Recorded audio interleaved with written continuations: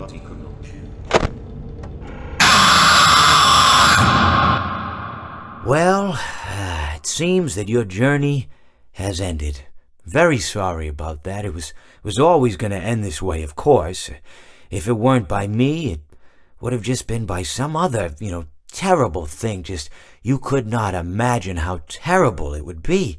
Just, I get scared thinking about it. I'm glad it's not me.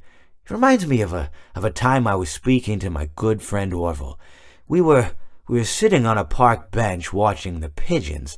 I was on the left, he was on the... Oh, wait, was I on the right or left? Anyways, it doesn't matter. We were sitting on there watching the pigeons. And I said to Orville, "Friend, those birds are frozen." And he kind of looked at me like I'd lost my mind. But I reminded him that it was winter, and often birds will sit in a tree until they freeze. And then they sort of fall to the ground until the sun warms up and they can, move around again. So I said to Orville, "You might as well save those breadcrumbs until the birds thaw, because they can't very well enjoy them in the condition they're in."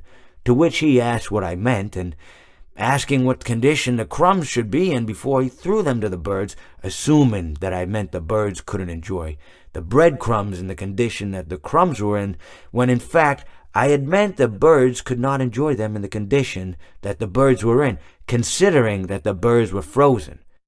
So he took a moment and then threw his last handful onto the ground.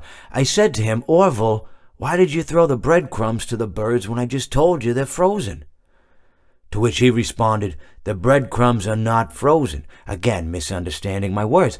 I didn't mean to say that the breadcrumbs were frozen when I said I told you they're frozen. I'd been referring to the birds. In hindsight, what I should have said was, and this would make perfect sense, "Why did you throw the breadcrumbs to the birds when the birds are frozen?"